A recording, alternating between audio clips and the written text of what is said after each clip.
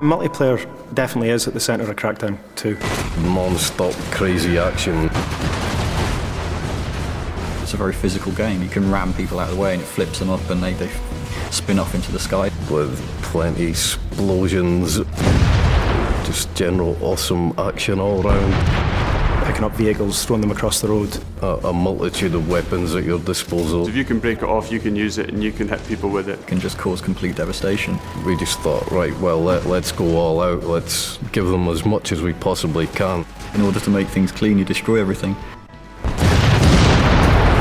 You know, fire cleans all. Episode 1, Fun with Friends. A lot of people love the fact that you can have this open world environment and mess around with your mates. We've doubled the amount of players for co-op. We've turned it up to 4-player co-op, 4 times the people, 4 times the fun, basically. There's so many things to do in the city, it's pretty remarkable that we've managed to fit that in. We have to make all of those missions support 4 players. And not only that, we have to make sure that those missions are supported for 4 players playing 4 different missions scattered around the world of Pacific City. You've got all of the, as everybody knows, the orbs. It's about making sure that, you know, you have that group experience with orbs, like Renegade Orbs, where, you know, they actually make it pretty tricky for you to get hold of them and they run away from you. You know, one person can chase them and another person can figure out where they're going and kind of help out. Races, so you've got rooftop races, road races. You've got all the achievements in the game as well, and there are a bunch of stats that we track that also go on leaderboards. I'm getting excited, citizen.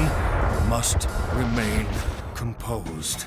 One thing we're pretty proud of is that you can then seamlessly go from your campaign game into your multiplayer game. There was a few times when you'd be playing the game and somebody would enter your game when you were testing and you didn't actually know they were in, and then suddenly this rocket would come from the side and there's one of the guys who's just joined your game and started blowing everything up. Your friends come home from school or work or whatever, they just jump straight into your game. The player can come at a problem from 4 different sides and just defeat it that much faster. We've added turreted weapons to all of the vehicles as well. Nominate one guy to drive, he jumps in, 3 of you jump in the back of the vehicle, one of you might have a rocket, another guy a heavy machine gun. You can just be a 100-mile-an-hour killing machine soaring through the city.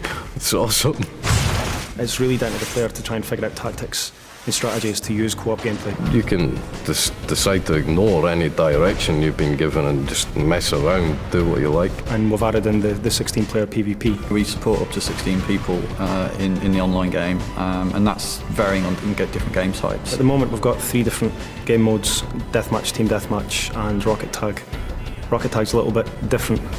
Basically, you've got to carry the orb for as long as possible, and the longer you carry it, the more points you score. Everybody's chasing one guy, rather than it being kind of everybody against everybody. It's a lot more over the top than what's around at the moment. We want people to play it as long as possible and really create, you know, a community for Crackdown.